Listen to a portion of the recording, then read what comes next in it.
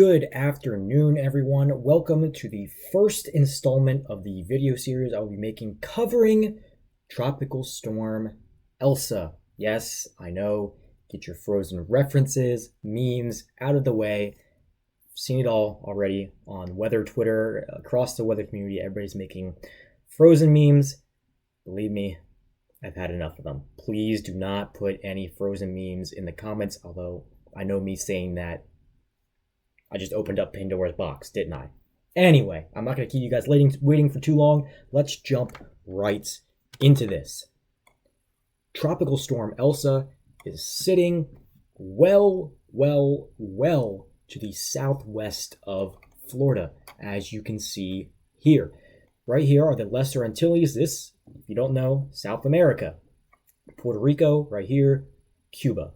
A lot of ways to go, and I want to make that my very first point.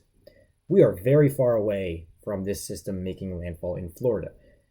Expected around Monday, and I say landfall in Florida, we're not even entirely sure if it even will make landfall in Florida. And I'll explain why here in a little bit. But first, I want to cover the basics.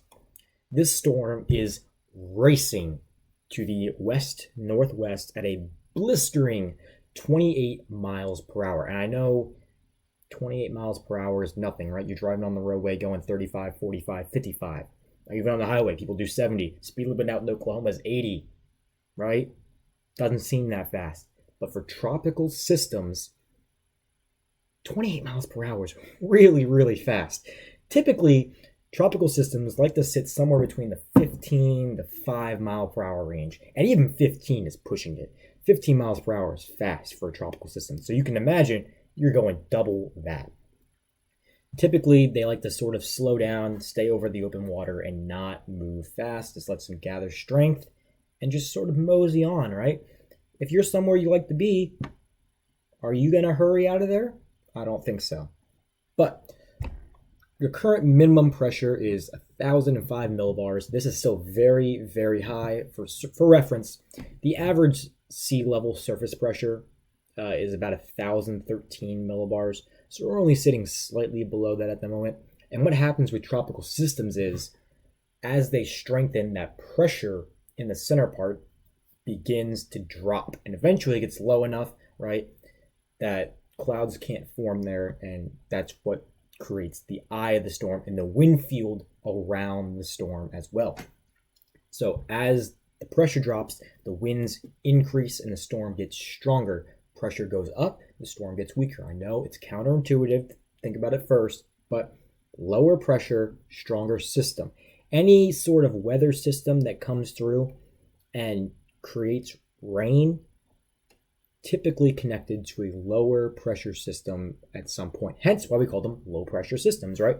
High pressure systems, like what's going on in the the Northwest right now, typically lead to clearer conditions, warmer conditions, hence why they were a blistering 115, 120 out in the Pacific Northwest. An area known for being cool and rainy was sunny and blisteringly hot.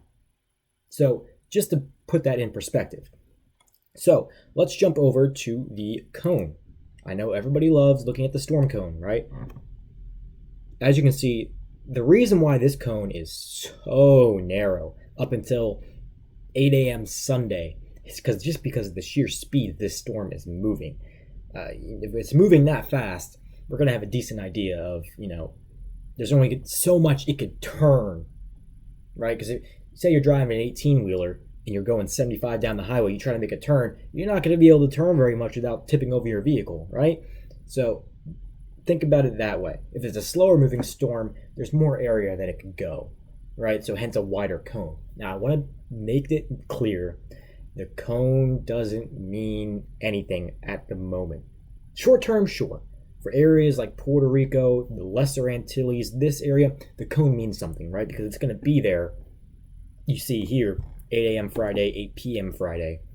That's within a day. We usually have a pretty good idea of where this thing's going to go within a day, even 2 days, but even then, changes can occur. So, yes, I know you see the cone up here in Florida. You're thinking, is this going to hit Florida? The answer is, looks like maybe. Are we sure? Not in the slightest. Now, I do want to point out, you see all these black dots all filled in with the letter S? This is only expected to be a tropical storm. Hurricane, can't rule it out, obviously. Too far into the future to really, really look at. But this is expected to remain a tropical storm. However, I want to make it known, tropical storms can still produce damage. And with that, I want to jump over to the weather model data that you all know I love so much. So we're going to start here with the GFS, the American model. This is the US version of a weather model, right? And here at the start, you can see Elsa sitting down here. This is Elsa. And as we go forward in time, you'll see it race off to the west-northwest, impact the Lesser Antilles. You see the pressure there sitting at 1,000 millibars. Remember, lower pressure, stronger system. Now, after it moves through, you see it strengthen, mostly avoid Puerto Rico. A few outer bands cannot be ruled out across the island. However, I don't think it's going to be very much unless it takes a more northward track. At the rate of which the speed that it's moving, don't think that's likely. And another thing I want to talk about, you see this H sitting up here. This is a very, very strong high pressure system that sits over the Atlantic during the summers and helps steer these tropical systems in the direction they go, right? Typically, due to the Coriolis effect, something that I'm not going to get too far into, there's a lot of physics I could delve into here, but I'm not going to for your sake. I would bore you to death if I went into it. But systems that move to the west in the northern hemisphere will eventually turn to the north. That's just the way it works. However, this high pressure that sits here blocks that northward turn from happening. Let me draw it back here. So you see this, and 1026 is a very strong high pressure system. Remember, 1013 is the average surface pressure at sea level. So 1026 is a higher pressure. And so what this is doing, and the reason why this storm is going to take the track that it does, is because this high pressure is so strong. Now, again, this is all based on model data. Something could happen, and as you see, there's a cold front and a low pressure system that's going to push through for your 4th of July here in Jacksonville. Unfortunately, I hate to be the bearer of bad news.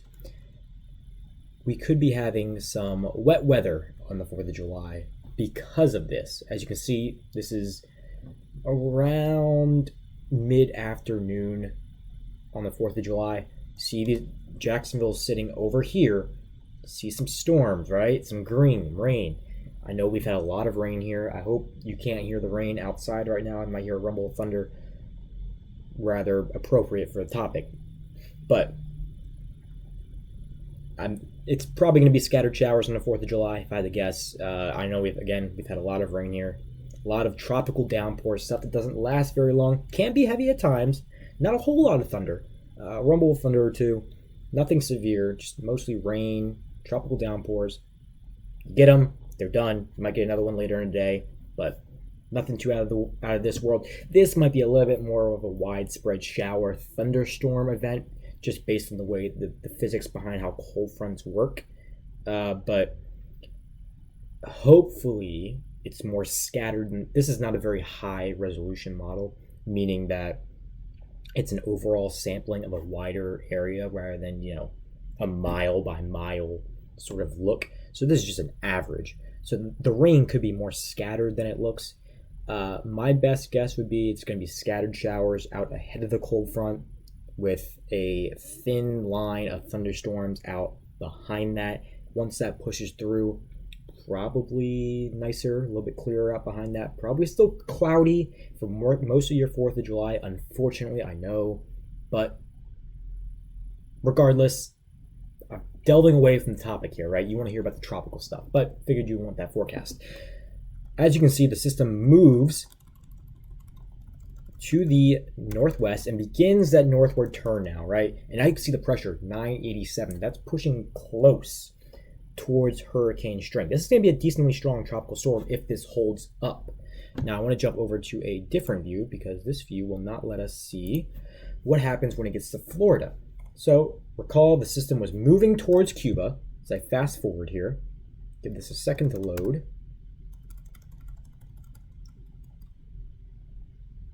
You see the system come into frame here and then move across the island. Now I want you to pay close attention to the pressure once this starts to happen. This 978.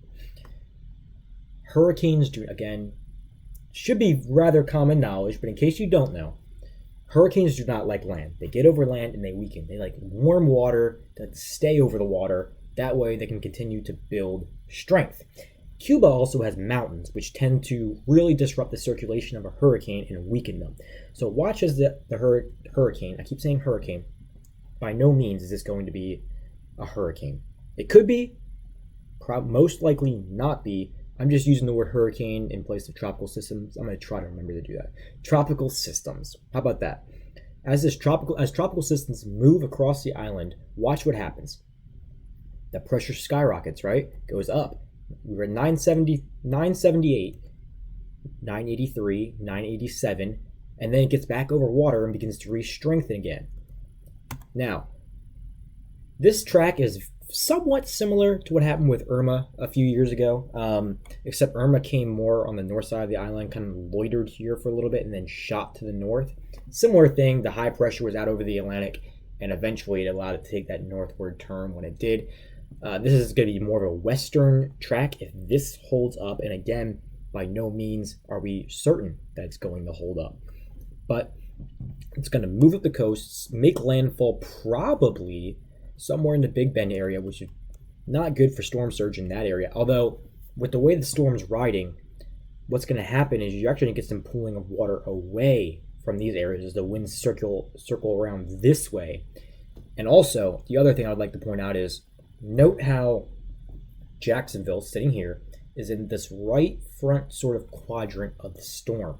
Now, this quadrant is known for producing more tornadoes than usual, in other parts of tropical systems. That right front quadrant, just based on the way that the winds are moving at the surface and aloft in a tropical system, lends itself being more favorable for those tornadoes to form. Now, are these tornadoes usually strong? No. By all means, they're the opposite of strong. Usually they're very quick spin-ups, very weak. However, strong tornadoes have occurred, and even last year, I believe there's an EF3 that was in North Carolina, or it was Virginia, from a tropical system. So always got to be prepared for that. If this system does progress this way, stay tuned to a weather radio, the news, because these tornadoes can spin up very, very quickly. So I want to make it known, do not take this model as the word of testament or whatever. Do not etch this in the stone, because if I jump over to the European model, you'll see something rather fascinating, right? We'll jump ahead here. This is Monday. You notice something? Yeah, there's no tropical system. So the models are there's a wide spread of what's going to happen with this system.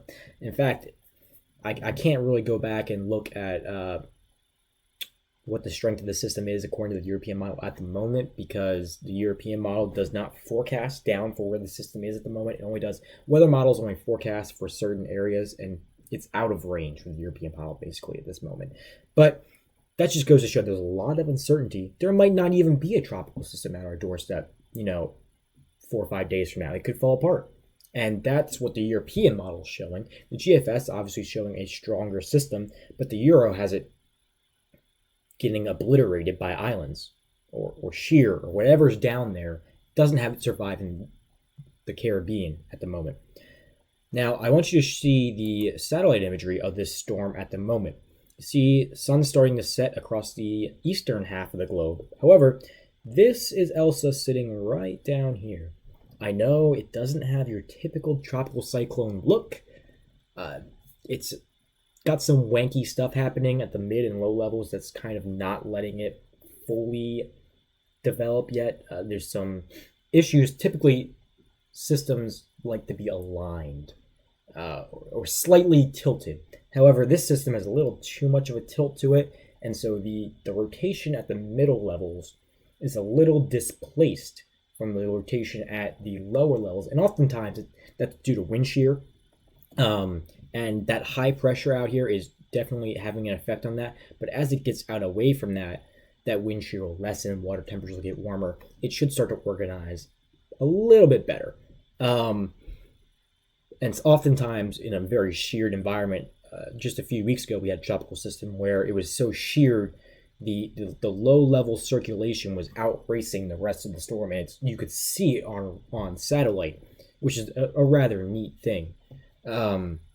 Another thing I want to show you is the microwave imagery. It's more or less retro radar, and it looks at the heights of clouds in order to judge strength. Now, the reds are the higher clouds, the stronger parts of the storm.